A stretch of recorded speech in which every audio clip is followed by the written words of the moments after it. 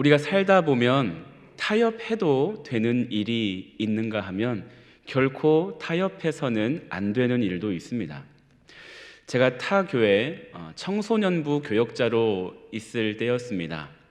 청소년부 예배가 오전 9시 예배였고 그때 중고등학생들 한 110명 정도가 출석했었습니다. 하나님을 예배하는 것에 우선순위를 두라라는 주제로 설교를 하고 있다가 제가 아이들에게 한 가지 질문을 던졌습니다. 얘들아, 별로 어렵지도 않은 일인데 1시간에 10만 원을 주는 알바자리가 있다. 해볼래? 네, 당연하죠. 근데 그 시간이 주일 오전 9시에 하는 알바야. 자, 그 알바하러 갈 사람? 어떤 친구는 전혀 망설임 없이 바로 그냥 손을 드는 친구들이 있었습니다. 그리고 들까 말까 알바하고 싶은데 눈치 보다가 옆에서 막 드니까 자기도 이제 용기를 내서 들었는데 얼핏 봐도 절반이 훨씬 넘는 숫자였습니다. 아마 한 110명 중에 70명은 들었던 것 같아요. 그리고 나서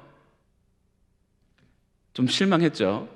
그리고 나서 야, 그러면 나는 예배에 올 거다 하는 친구 손 들어봐. 그랬더니 8명 정도가 이렇게 손을 이렇게 들었습니다. 나머지는 이제 기권인 거죠. 110명 중에 8명만이 나는 예배에 오겠습니다 라고 표현을 했습니다. 한숨이 절로 나왔습니다. 그런데 이것이 우리 다음 세대의 신앙의 현실인 것입니다. 비단 학생들만 그럴까요? 결코 타협하지 말아야 할 부분에서 너무나도 쉽게, 너무나도 당연하게 그렇게 하나님이 아닌 다른 것을 우선시하는 그런 우리의 모습을 보게 됩니다. 아까 제가 했던 그 질문에 여러분은 어떻게 답을 하실 것 같으신가요? 오늘 본문에는 우상을 섬기도록 유혹하는 사람들이 등장합니다. 1절, 2절에 보면 너희 중에 선지자나 꿈꾸는 자가 일어나서 이적과 기사를 내게 보이고 그가 내게 말한 그 이적과 기사가 이루어지고 너희가 알지 못하던 다른 신들을 우리가 따라 섬기자고 말할지라도. 선지자나 꿈꾸는 자는 보통 사람들과 다르게 특별해 보입니다. 선지자는 하나님의 말씀을 받아 사람들에게 전달하는 사람들이죠. 선지자의 말은 보통 사람들의 말과는 다르게 권위를 갖습니다. 사람들은 그 선지자들의 말을 귀담아 듣죠. 꿈꾸는 자도 마찬가지입니다. 하나님은 하나님의 뜻을 꿈이나 환상을 통해서 계시하는 경우가 많았습니다. 특히 모세 시대 이스라엘 백성들이 그 광야에서 또 그때 고대 사회에서는 하나님이 꿈을 통해 말씀하시고 꿈을 통해 하나님의 뜻을 계시하는 경우가 많이 있었기 때문에 꿈꾸는 자가 하는 말 역시 권위가 있었습니다. 그런데 그런 선지자나 꿈꾸는 자가 하나님이 아닌 다른 신을 섬기자라고 말하면 듣는 사람들이 얼마나 혼란스럽겠습니까? 게다가 이적과 기사를 보여주면서 눈앞에서 큰 일을, 놀라운 일들을 행하면서 그렇게 하자고 말하면 더욱 사람들은 현혹될 것입니다. 사람들은 눈에 보이는 표적에 약합니다. 어떤 신의 이름으로 기도해서 병이 낫게 된 사람은 그 신을 섬기게 됩니다. 무당이 된 사람들 보면 그런 분들 많더라고요. 병이 걸렸는데 병원 가서는 무슨 병인지도 모르고 어떻게 나아야 할지도 방법도 모르는데 어떤 신을 찾아가서 신내림을 받고 그랬더니 내가 병이 다 깨끗하게 나았다. 그 사람은 그 신을 섬기게 되는 거예요. 그런데 이 표적만 보고 이적만 보고 따르는 것은 굉장히 위험한 일입니다. 사탄도 이적을 행할 수 있는 능력이 있기 때문입니다. 사탄도 병을 낫게 하고 여러 가지 이적을 행할 수 있습니다. 그래서 예수님이 이제 복음서에 귀신 들린 자에게서 귀신들을 쫓아냈을 때 그때 유대인들이 이렇게 얘기합니다. 저 예수가 귀신의 왕 바알세불을 힘입어서 귀신을 쫓아낸다. 이렇게 비아냥거립니다. 예수님을 대적하던 유대인들도 아는 것입니다. 하나님만 귀신을 쫓아내는 것이 아니라 바알세불도 귀신을 쫓아낼 수 있다. 귀신도 사탄의 세력도 이적을 행할 수 있다라고 이미 알고 있었습니다. 따라서 우리는 눈앞에 보이는 이적만 보고 와, 저 능력 있는 신이네. 오, 하나님이 하신 일인가? 하고 거기에서 현혹되어서는 안 된다는 거예요. 이적과 기사, 그것은 결코 본질이 아닙니다. 단순히 눈에 보이는 그 일들로 인해서 하나님의 길에서 벗어나게 만든다면 그것은 결코 선한 일이 아닙니다. 그거는 그런 것들을 보여주면서 야, 하나님 섬기지 말고 다른 신 섬겨라. 야, 내가 믿는 신이 더 네 병을 더 낫게 해줄 수 있고 더 큰 일도 한다 라고 말한다면 어떻게 하라고 말씀하셨습니까? 5절에 보니 죽이라. 그들은 이스라엘의 가장 큰 적이니까 결코 용납하지 말고 죽여라 라고 말씀하셨습니다. 본문에 등장하는 하나님의 백성을 믿음의 길에서 벗어나게 유혹하는 또 다른 부류가 있는데 그들은 따뜻한 애정을 이용해서 유혹하는 사람들입니다. 6절을 보면 네 어머니의 아들 곧 형제나 내 자녀나 내 품의 아내나 너와 생명을 함께하는 친구가 가만히 너를 꾀어 이르기를.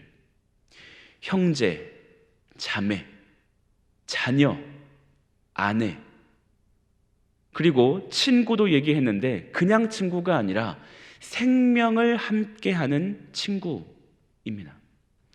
그러니 6절에 등장하는 사람들은 이 세상에서 나와 가장 가까운 사람, 내 모든 것을 줘도 아깝지 않은 사람들, 내가 가장 사랑하는 사람들, 생명까지도 함께 나눌 수 있는 그 사람들이 내 믿음을 유혹하려는 경우를 이야기합니다.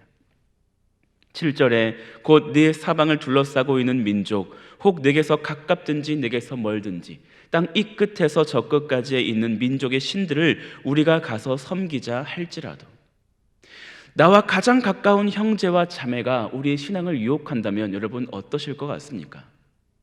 내가 정말 사랑하는 내 자녀가, 내 부모님이, 정말 내 가장 친한 생명을 같이 하는 친구가 울며 불며 사정하면서 교회 가지 마라, 내가 믿는 종교 같이 믿자, 내가 믿는 신 같이 섬기자 라고 말하면 여러분은 어떻게 반응하실 것 같습니까? 우리 신앙은 매우 큰 위기를 맞이하게 될 것입니다. 하지만 하나님은 어떻게 하라고 말씀하시나요? 오늘 본문 8절입니다. 너는 그를 따르지 말며 듣지 말며 긍휼히 여기지 말며 애석히 여기지 말며 덮어 숨기지 말고. 하나님은 단호하게 말씀하십니다. 하나님을 배반하게 하고 하나님이 명령하신 도를 지키지 않게 하는 자들은 비록 형제와 자매일지라도 애석하게 여기지 말아라, 긍휼히 여기지 말고 용서하지 말고 죽이라고 명령하십니다. 왜 이렇게 순종하기 어려운 일을, 무서운 일을 명령하시는 것입니까? 여호와 하나님을 빼고는 이스라엘 백성을 생각할 수 없기 때문입니다. 하나님이 일찍이 아브라함을 택하셔서 복을 주시고 번성하게 하셨습니다. 또 모세를 통하여서 애굽 땅 종살이 하던 그 땅에서 구원해 주셨습니다. 그리고 가나안 땅을 기업으로 주심으로 그들을 한 국가가 되게 하셨습니다. 이스라엘 백성들에게 하나님은 모든 것입니다. 그들의 근원이십니다. 그들에게 생명과 번영과 복과 기업을 주시는 이스라엘의 근본이자 주인이십니다. 그 하나님을 배반하게 하고 우상을 섬기도록 부추기는 사람은 이스라엘 사회로부터 제거되는 것이 하나님 보시기에는 당연한 것입니다. 때로는 우리의 가장 가까운 사람들이 우리의 믿음을 충동할 때가 있습니다. 하지만 사랑하는 보배로운 교우 여러분, 하나님을 향한 우리의 믿음은 비록 우리의 가족, 형제, 우리 친구가 반대할지라도 결코 포기할 수 없는 가장 귀한 가치라는 것을 반드시 기억하시기를 바랍니다.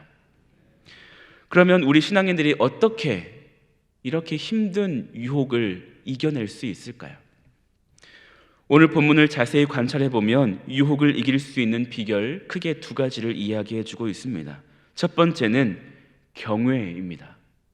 4절을 보십시오. 너희는 너희의 하나님 여호와를 따르며 그를 경외하며 그의 명령을 지키며 그의 목소리를 청종하며 그를 섬기며 그를 의지하며. 인간의 정으로는 뿌리치기 어려운 유혹일 것입니다. 그렇기 때문에 우리는 하나님을 경외하는 마음을 잃지 말아야 합니다. 나의 눈앞에 이적을 행하거나 기묘한 꿈을 이야기하면서 나의 미래를 예견하거나 깊은 애정을 이용해서 우리의 믿음을 뒤흔들려는 사람이 있을 때 내 앞에 살아계신 하나님이 계시다는 것을 우리는 기억해야 합니다. 우리의 믿음의 눈을 열어서 내 인생의 주인이신 하나님을 바라보고 경외하는 마음을 품으면 그때 우리는 그 어떤 유혹에도 흔들리지 않고 이겨낼 수 있는 것입니다. 두 번째는 사랑입니다. 3절에 보면 너는 그 선지자나 꿈꾸는 자의 말을 청종하지 말라. 이는 너희의 하나님 여호와께서 너희가 마음을 다하고 뜻을 다하여 너희의 하나님 여호와를 사랑하는 여부를 알려하사 너희를 시험하심이라. 하나님이 우리를 테스트하신다는 거예요. 과연 내 믿음이 진정한 믿음인가? 하나님을 사랑하되 마음을 다하여 뜻을 다하여 사랑하는지 그렇지 않은지 테스트하신다는 것입니다.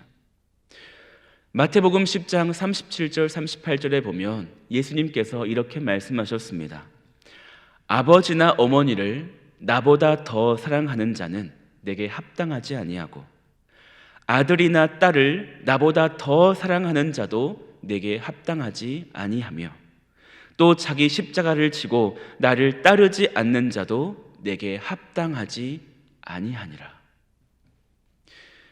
제 두 아들이 있는데요, 8살, 5살짜리입니다. 가끔 장난삼아 물어봅니다. 엄마가 좋아, 아빠가 좋아? 애들이 눈치가 빠릅니다. 아빠가 물어보면 아빠가 좋다고 얘기합니다. 어젯밤에는 제가 한 가지 더 물어봤습니다. 신원아, 지원아, 아빠가 좋아, 하나님이 좋아? 아빠가 좋아. 그럽니다. 그래서 제가 얘기해 줬습니다. 아니야, 아빠보다 하나님을 더 좋아해야 돼. 아빠보다 하나님을 더 사랑해야 돼. 알았지? 알았어요. 왜 하나님을 더 사랑해야 될까? 물어봤는데 8살 큰아이가 이렇게 얘기하는 겁니다. 우리를 사랑하시고 나를 위해서 예수님을 보내주셨어. 정답이죠. 하나님을 더 사랑해야 하는 이유는 그것입니다. 아빠보다 더 큰 사랑, 비교할 수 없을 정도로 사랑하시는 이 아이의 주인이 하나님이시기 때문입니다. 저는 그 아이의 주인이 아닙니다. 제 아내가 그 아이를 낳았을지라도 그 아이의 주인은 하나님이십니다. 그러므로 아빠보다 하나님을 더 사랑하는 것이 당연합니다. 그래야만 합니다. 앞으로도 계속해서 얘기해 주려고 합니다. 아빠 말보다 하나님 말씀을 더 귀하게 여겨야 돼. 만약에 아빠가 하나님 말씀을 따르지 않게 반대로 말하는 것이 있으면 아빠 얘기 안 들어도 돼. 하나님을 더 많이 사랑하고 하나님 말씀을 순종하는 네가 되기를 바란다. 계속 이런 얘기를 해 주려고 합니다. 여러분, 우리는 당연히 부모님을 사랑해야 합니다. 그러나 우리 주 하나님을 더 사랑해야 합니다. 우리는 당연히 자녀들을 사랑합니다. 하지만 자녀보다 하나님을 더 사랑해야 합니다. 우리는 우리 자신을 가장 많이 사랑합니다. 추우면 옷 입혀주고 더우면 시원하게 해주고 배고프면 먹습니다. 내 자신을 가장 사랑합니다. 하지만 내 자신보다 하나님을 더 사랑하라 말씀하십니다. 자기 십자가를 지고 온 마음과 뜻을 다하여 하나님을 사랑하는 것을 기뻐하십니다. 내가 내 인생의 주인이 아니라 하나님이 내 인생의 주인이시기 때문입니다. 각자 자기의 십자가를 지고 생명 다하여 하나님을 따르는 보배로운 교우들이 되시기를 축복합니다. 여러분, 마음을 다하고 뜻을 다하여 힘을 다하여 하나님을 사랑하시길 바랍니다. 하나님은 하나님과 멀어지도록 그분의 백성을 유혹하는 자들을 결코 용납하거나 용서하지 않으십니다. 성령을 회방하는 죄는 용서받을 수 없다라고 했습니다. 그 어떤 일이 있어도 그 누가 유혹해도 우리가 믿고 따라야 할 분은 오직 하나님 한 분이십니다. 제가 설교 초반에 그랬죠. 살다 보면 타협해도 되는 일이 있지만 결코 타협해서는 안 되는 일이 있다라고요. 그것은 바로 우리의 하나님을 향한 신앙입니다. 그 어떤 일이 있어도 타협해서는 안 될 것입니다.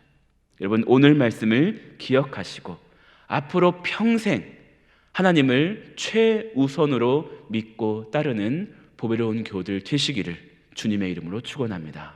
아멘. 기도하겠습니다. 하나님 아버지, 감사합니다. 우리를 사랑하여 주시고 택하여 자녀 삼아 주시고 오늘도 가장 좋은 길로 인도하여 주시니 감사합니다. 하나님, 그런데 살다 보면 우리의 가장 가까운 사람이 우리를 유혹할 때가 있고 권위 있는 말로 우리를 시험하는 자들이 있습니다.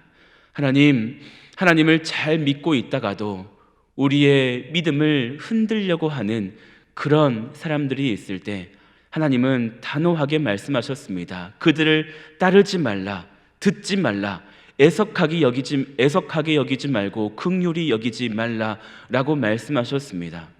하나님이 우리의 가장 최우선이 되어야 하는데 하나님은 그렇게 우리를 창조하셨는데 그 하나님을 배반하고 떠나게 만드는 자들은 결코 긍휼하심을 입을 수 없다라고 말씀하셨습니다. 하나님, 인간의 정에 휩쓸려서 하나님을 버리는 일이 결코 없게 하여 주시옵소서. 하나님, 우리가 마음을 다하여 뜻을 다하여 힘을 다하여 하나님을 사랑하게 하여 주시옵소서. 그리고 그 하나님을 우리 사랑하는 가족들이 내 생명을 줄 수 있는 내 친구에게 내가 더 담대하게 전하게 하여 주시고 그 하나님을 믿도록 믿음의 길로 인도하는 우리가 되게 하여 주시옵소서. 하나님, 그 어떤 것도 그 누구도 우리의 믿음을 흔들지 못하도록 반석 위에 든든하게 서서 하나님을 끝까지 섬기며 나아가는 보배로운 교우들이 되게 하여 주시옵소서. 오늘도 하나님을 사랑하여서 주님께 모든 것 맡기며 기도하는 보배로운 교우들의 기도를 들어주시고 우리의 가정 지켜주시고 우리의 사업과 직장에 하나님 형통의 복을 내려 주시옵소서. 그 모든 복을 나를 위해서 사용하지 않게 하시고 하나님의 영광을 드러내는 것에 또 하나님의 사랑을 나누는 일에 그 복을 사용하게 하여 주시옵소서. 오늘도 하나님의 은혜에 감사하여서 예물 올려드린 손길 기억하시고 축복하여 주시옵소서. 오늘도 우리가 가는 곳곳마다 복음이 전달되어지게 하시고 하나님의 사랑이 우리를 통하여 전달되게 하여 주시옵소서. 우리 성도들 중에 고통 중에 있는 질병으로 고통받고 있는 이들이 있습니다. 하나님, 간절히 간구하오니 주님 회복시켜 주시옵소서. 육신이 연약하여서 믿음이 흔들리지 않게 하여 주시고 약할 때일수록 강하신 전능하신 하나님을 붙잡게 하여 주시옵소서. 그래서 우리의 모든 약한 것을 강하게 하실 수 있는 하나님께서 하나님 우리의 기도를 들어주시고 속히 회복시켜 주시옵소서. 그리하여 살아계신 하나님을 우리가 간증하게 하시고 그래서 많은 사람들에게 하나님의 살아계심을 보여줄 수 있는 그런 간증이 될 수 있도록 하나님 우리의 삶을 사용하여 주시옵소서. 오늘도 주님과 동행하는 보배로운 교우들 되기를 소망하며 예수 그리스도의 이름으로 기도하옵나이다. 아멘.